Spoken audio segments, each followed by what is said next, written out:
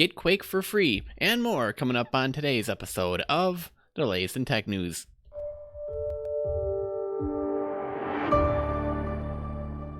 Hey Gadgeteer, you're just in time for the latest episode of the world's only 3-in-1 show on tech, gadgets, and gaming news. That's right, this is the latest in tech news. My name is Taylor Merrick, and if you're new here, hit that follow or subscribe button just so that you can stay up to date. If you're enjoying the content, be sure to give us a like or share or review.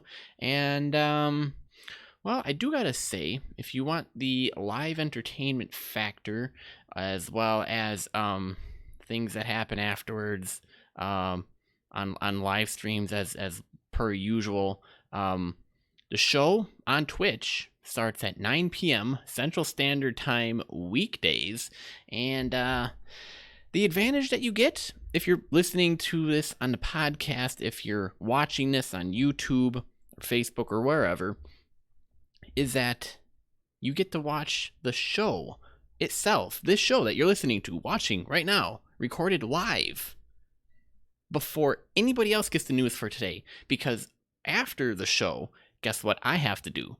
Put the show together, put the show notes together, upload the video, upload the podcast, tag everything, get it all ready, send it out the door, and then you get to consume it. So if you want the whole live element, to get the news before everyone else, to get the news of the day, that is why we are the latest in tech news, the news on the daily events happening in the day. Twitch.tv/technewsgadget, 9 p.m. Central Standard Time weekdays. That's Monday, Tuesday, Wednesday, Thursday, and Friday. You will be able to watch live. So what's that? Oh, you want to get into what's going on in today's show? Well, let me tell you, Quake 2 is free right now, and they're actually looking at making Quake 3 free next week. I got some details on that coming up. We'll also be taking a look at the reason why Betelgeuse is mysteriously dimming. Quite an interesting phenomena. Quite rare, in fact, as well, so I'll want to be getting into that. You're like, this is about tech news. What are you doing talking about space stuff? Okay, we wouldn't know what in the world is going on in space if we didn't have tech, and I'm kind of a space nerd, have always been, so sue me. We're going to talk about something cool, because we wouldn't be able to know about this kind of otherwise. It is related to an important degree.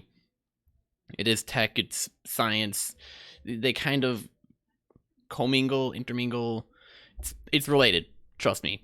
We'll also be taking a look at the hydrogen electric supercar that is going to be redefining high speed from an electric vehicle. It is quite crazy, and if you like cars, you'll want to take a look at this. I'm not much of a car guy. I don't talk about cars all that much, but if something hits my radar that seems interesting enough and it happens to be a car, hey, here's your lucky day.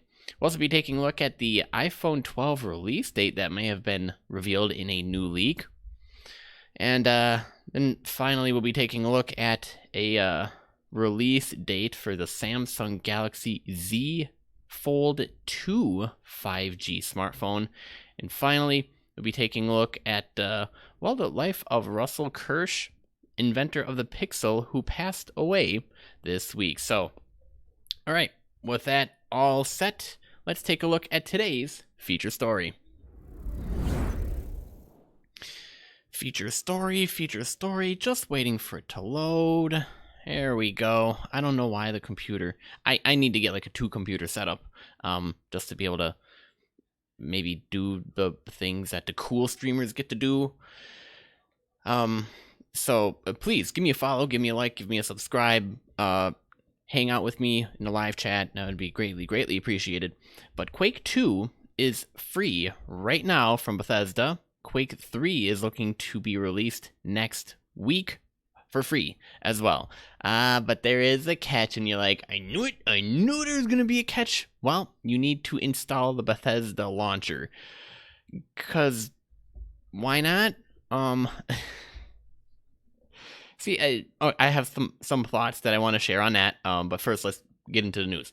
Last weekend, during its online QuakeCon event, Bethesda made the original game available for free via its launcher on PC. The promotion encouraged donations to charities like the NAACP and the Trevor Project, and of course gave PC gamers a reason to save a couple dollars by installing and activating the game in the company's launcher. But it wasn't really for the donations. People just wanted free games and not have to pay any money. See, I got you. I don't want to read about that. Bethesda was all excited. Apparently, $30,000 were raised. So they decided to give it away for free, and then they decided to drop a couple YouTube videos in as well. Yeah. So if you guys are fans of Quake or you want a reason to play a game, that is quite defining for its time and still somewhat relevant, even though it might be albeit outdated. But if you just want to enjoy Quake 2, Quake 3, you can now do that. Of course, it is only on PC. You need the Bethesda launcher. And this is where I'm going to complain a little bit. Why in the world do game studios now have to sit here and tell us, well, if you want to play our game, you need our launcher? And everybody goes, well, I mean, I guess, but how many launchers am I going to have on my computer after a while? I mean, if the game developers and designers are like a dime a dozen, and there's like dozens upon dozens of you guys, what is that going to mean for me and my poor computer down the road? I mean, how many launchers am I going to have open? I mean, dang it, there's a reason why I have Steam and Epic Games. What do you not get? I like having one platform, all the games in there. I can download it all in one shot. I can see all my games all in one shot. I can click on the game all in one shot and play it from one unified menu. Why does it always have to change and be different? It drives me nuts. Am I the only one who thinks this way? Please, let me know in the chat or on Twitter if I'm going crazy, or if you can agree with me or disagree on Twitch at Tech News Gadget. I can't be the only one. I mean, I understand the reason why they kind of want to have you locked in and use their launcher, and then they can send you promotions and new games and news and updates and everything and do it in one nice uniform platform, but it then destroys the entire reason why we had Steam to begin with and why we have Epic Games to begin with. It doesn't make any sense. But I mean, I suppose I know the reasons for both, okay? But if you're like me, you're going to sit there and say, you know, this is reminiscent. Actually, I'm going to say it. This is reminiscent of the days when, in days gone by, when you had CDs, and you would listen to music on CDs, and then you would rip them onto your computer so that you could either A, listen to them on your computer, and this wasn't too long ago. This was like a decade and a half ago, maybe 2 decades ago. Now, still old enough to remember that. Yes, actually I am. Just like rethinking a decade and a half. Yes, decade and a half to 2 decades ago. You would rip the audio, the soundtrack, the album to your computer. You would have it on your computer so you could listen to. You would drop it onto your smartphone or mobile listening device, whatever that was at the time. You could take it with you. And then iTunes came out and said, hey guys, you want to listen to music? You can do that. You can listen to all your music in one place. And that is how iTunes and the iPod came to be so well known. I mean, it's like, hello? I mean, that's exactly why we kind of gravitated toward that. Great, one place to go, one place to hang out. Netflix, great, one place to go, one place to hang out. Hulu, great, one place to go, one place to hang out. Stop splitting stuff up. And if you're raking in the dough and making millions of dollars and you're the head honcho making the decisions, please keep the end user in mind. We don't want to have like 20 different cable subscriptions, 5 music subscriptions, and like 20 different video game launchers just to enjoy the content we want to enjoy. We want it unified and in one place. 3 at the most. 1 is ideal. Just keep that in mind and Please make us happy. Please. I mean, I'm gonna start losing hair over this, and I really shouldn't. Okay, I really shouldn't. I'm early 30s. Just please, I'd like to keep my hair until I'm like 70 or 80. Please, just grant me that request. Okay, thanks. Was that a little bit too much? Was I going off on a rant? Well, rant over. If you're looking at, or not looking at, and you want to be looking at the news that we're covering for today, you're probably in the wrong place. You're probably listening to the podcast, which is fine. I get it. I totally get it. But you actually have two options. If you want to watch us live, we are on Twitch, 9 p.m. Central Standard Time weekdays. If you want to watch the live show, otherwise you can watch the replays or any show that you want on YouTube. Just head on over to youtube.com/technewsgadget. Hit the subscribe button, hit that notification bell so that you can stay up to date. In science news, NASA telescope uncovers the cause of Betelgeuse's mysterious dimming. And new observations are suggesting the red supergiant star is dimming again. So it's interesting. About 640 light years away, Betelgeuse, a red supergiant star, had been puzzling astronomers by its mysterious dimming. Some believe the event, which lasted from November 2019 to February 2020, was a portent of doom, signaling the star's upcoming explosion.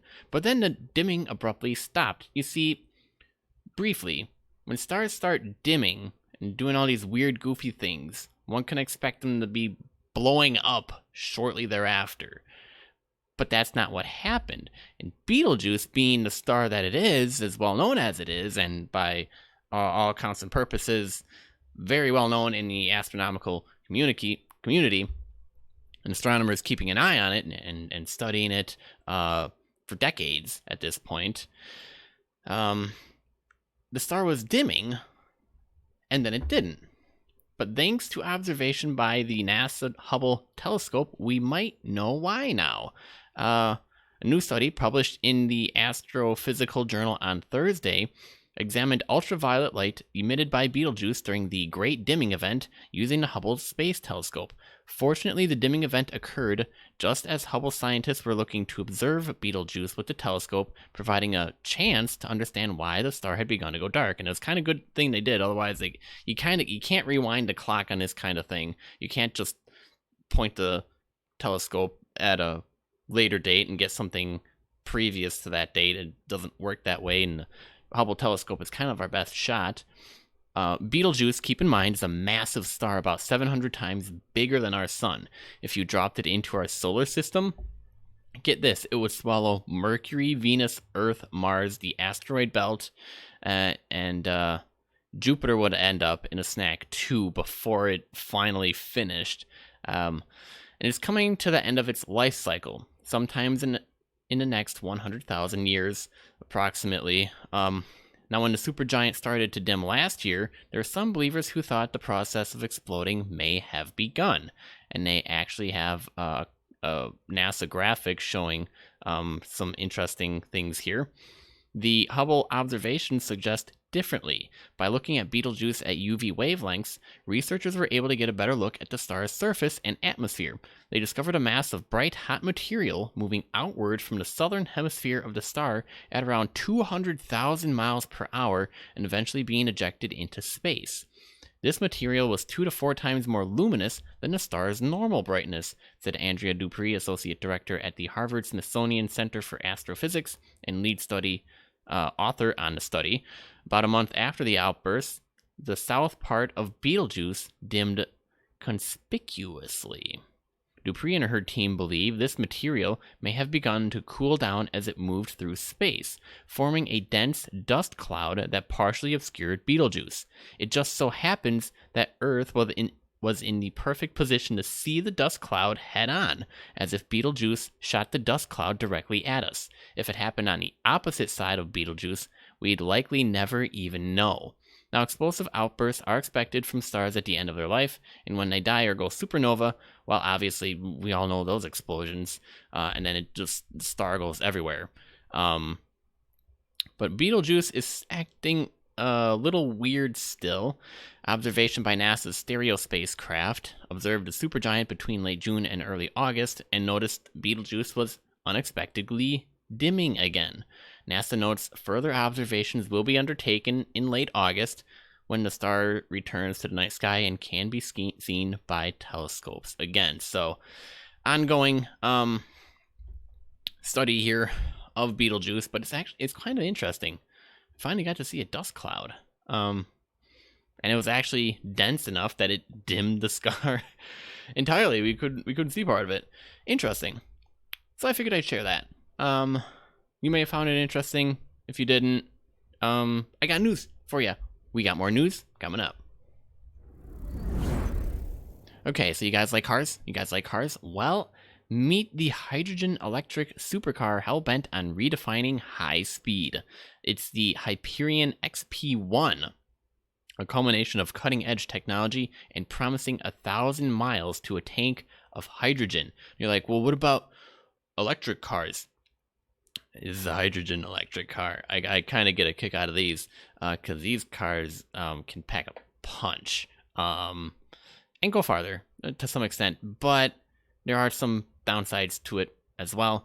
But never mind me boring you with the details, but if you are one of those who are interested in the details, I got news for you. Head on over to technewsgadget.net and you can get the full show notes for today's show, or any other show for that matter.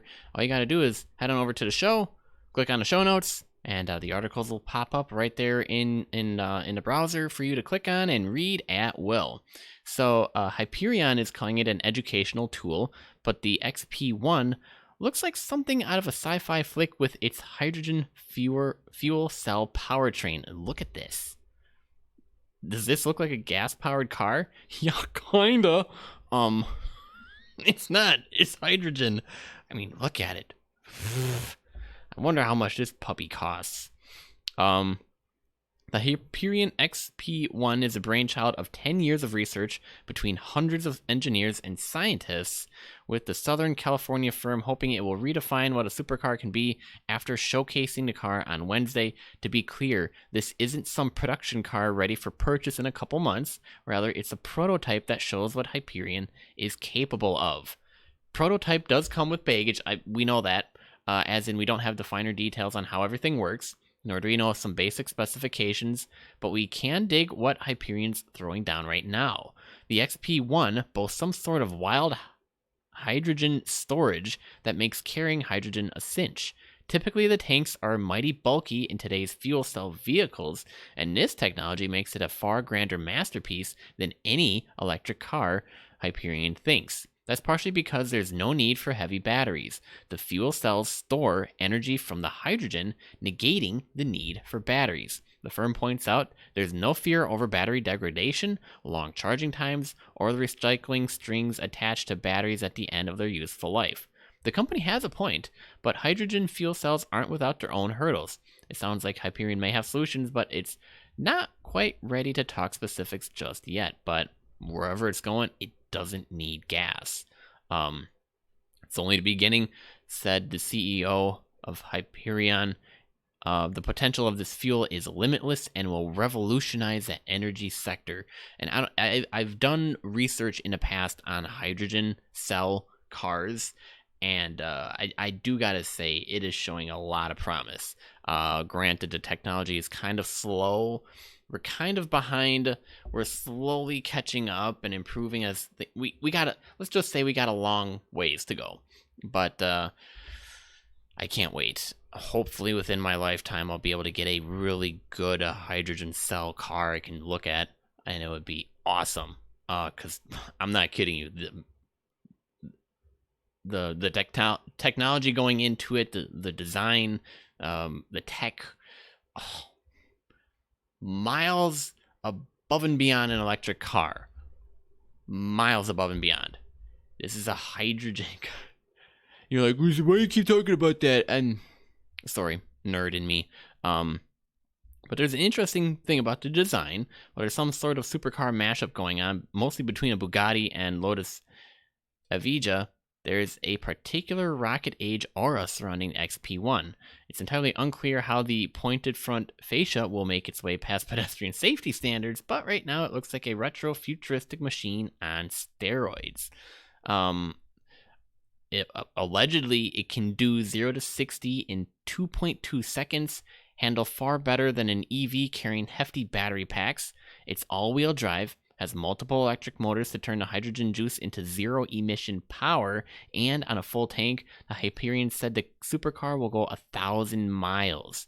It's a heck of a lot better than a gasoline car in terms of trips to the fuel pump, and the supercar houses technology that makes topping the tank off with hydrogen mighty quick. A fill-up should take 5 minutes, according to the company.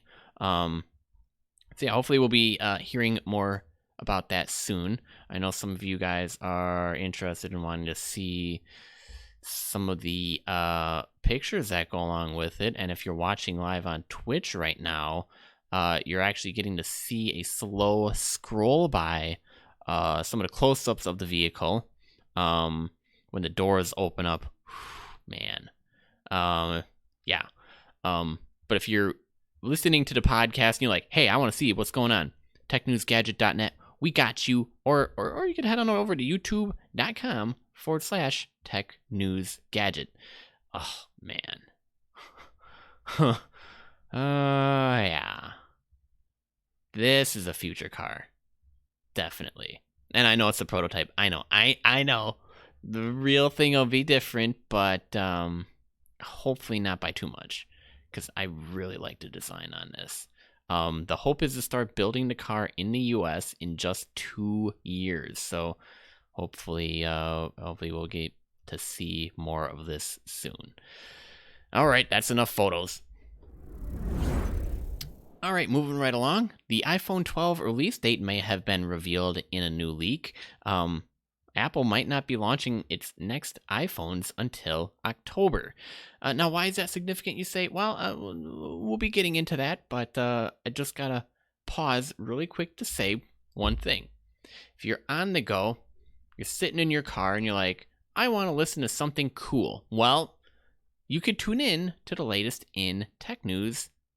All you got to do is head on over to latestinTechNews.com, subscribe in the podcast app or platform of your choice, and you too can then listen to the audio goodness and keep up with the latest news and happenings on the daily here, courtesy of Tech News Gadget. Awesome. So, Apple last month confirmed that its new iPhone will be delayed a few weeks, leading some to speculate the company's expected iPhone 12 lineup won't be revealed until October. Now, Apple has typically shown off its new phones in September. Now, a new leak may offer up a more specific timeline. Apple may be unveiling the iPhone 12 during an event the week of October 12th, according to a tweet from mobile leaker and front page tech host John Prosser. Pre-orders for the new iPhone would begin that week as well, with devices starting to ship the week of October 19th. He has a tweet here with all the details. Apple didn't immediately respond to a request for comment. Now, in what would be a bit of a surprise, Prosser also said the expected Apple Watch 6 would be unveiled alongside a new iPad in September ahead of the new iPhones. The Apple Watch 6 is rumored to include SpO2 tracking, the ability to monitor oxygen saturation in the blood, and more robust sleep tracking. At this point, the dates are still rumored, and Prosser acknowledged in a follow-up tweet that launch timing could still change. But why is that important? Well, mainly for the fact that they do it in September usually, but it's delayed by a month. For some reasons we may know, for some reasons we may not know, but 2020 has been just a weird year in and of itself, but I think we'll be fine. We'll be just fine. We'll get the iPhone 12 in October. It'll be fine. It'll be totally fine. Okie dokie. So speaking of release dates, well, we have a confirmed air quotes release date on the Samsung Galaxy Z Fold 2 5G phone. Let's see. Unlike the Galaxy Note 20 Duo, Galaxy Watch 3, and Galaxy Buds Live, and much like the Galaxy Tab S7 and S7 Plus, Samsung's newest foldable device is not up for grabs just yet. Furthermore, the company stays silent completely on the pricing and availability of the undoubtedly imminent. Galaxy Z Fold 2 5G during its big virtual Unpacked event last week, leaving us wondering if we should sell one or both kidneys in anticipation of the versatile handset's release. While mobile tech leaking legend Evan Blass has no fresh inside information to share on a potential retail cost of that new phone, the commercial timeline is completely out of the bag now, with a pre-order start date tipped for September 2nd and open sales expected to kick off on September 18th. If the latter sounds familiar, it might be because it was already rumored by Korean media a couple of weeks ago. Of course, we're pretty sure Blast has intel pertaining to the US market, so it's essentially etched in stone that the Galaxy Z Fold 2 5G will be released simultaneously in at least these two key regions in a little over a month. Although this seems like a fairly lengthy wait, you have to consider how the mass production of this phone must be. After all, we're not talking about your everyday flagship phone here, with an ultra-thin layer of glass protecting a beautiful primary 7.6-inch foldable dynamic AMOLED display supporting 120 Hz refresh rate and a large 6.23-inch Super AMOLED screen residing on the other side of that, along with virtually no bezels and three 12-megapixel cameras. Nevertheless, Samsung is reportedly gunning for 500,000 sales total by the end of 2020 alone, which is a score that can only be achieved with relatively wide global availability and a solid supply chain. For what it's worth, AT&T, T-Mobile, and yes, even Verizon are all expected to sell the phone directly in addition to Samsung itself. So they're also suggesting initial supply will not be quite as tight as once predicted. Obviously, it's better to be safe than sorry, so if you plan on buying it, it's best to be ready to place a pre-order as early as September 2nd. Now, that's if you can afford to spend the $2,000 or so price tag Samsung is expecting to charge for this unlocked Galaxy Z Fold 2 5G. That was a mouthful, but the next beefy flip phone, foldable phone, yeah, that's the details. That's the latest. Woohoo! All right, and finally, wanted to wrap up the show with news on Russel Kirsch, inventor of the Pixel, who passed away this week. Bit of a sad news. Rest in peace.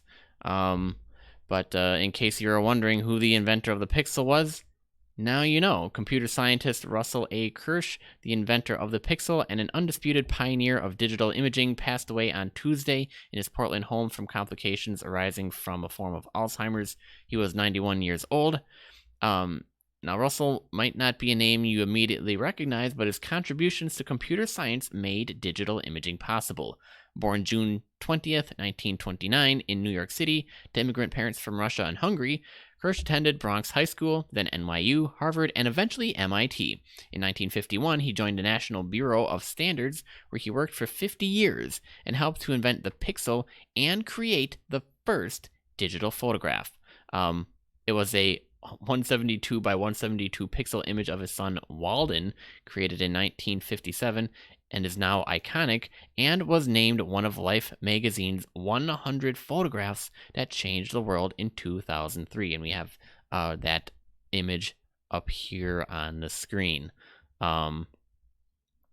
Yep, one of the first digital images ever created, made from two superimposed scans at different thresholds, since each pixel could only show one bit of information, that being black or white. As DP Review points out, Kirsch never stopped improving on his most famous invention even after retiring in 2001. In a 2010 interview on Wired, he outlined his attempts to create a system that uses variable shape pixels instead of the squares that have dominated digital imaging since he invented them. In that interview, he calls squares the logical thing to do, but laments that the decision was something very foolish that everyone in the world has been suffering from ever since.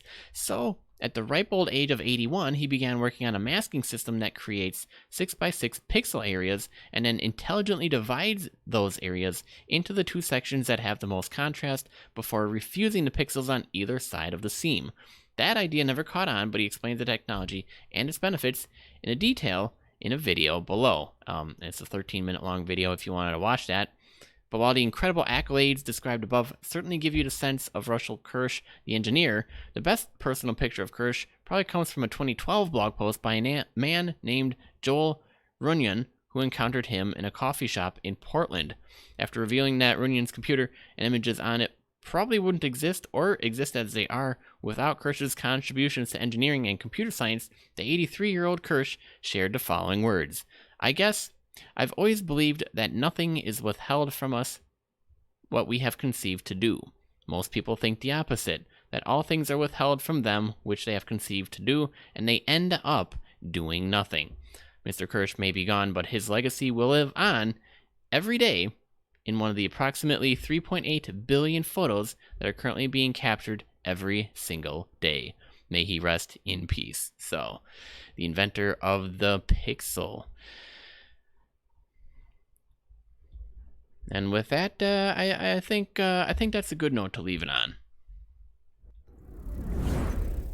That will wrap up this episode of the Latest in Tech News. Thanks for tuning in. New episodes every weekday. The Latest in Tech News can be found on every major platform, including Apple Podcasts, Spotify, Google, YouTube, Stitcher, Overcast, and more. Now, if you enjoyed this episode, you're watching via video, let us know by clicking that like button and by leaving a comment. Also, double check that you're subscribed and following so that you don't miss the next episode. And by the way, don't forget to share and review this show. The only way the show grows is if you share your thoughts and you share us with a friend. I'm your host, Taylor Merrick, and remember, for the latest in tech, gadgets, and gaming news, visit technewsgadget.net. Pretty much, keep being awesome, guys, and I'll see you on the flip side.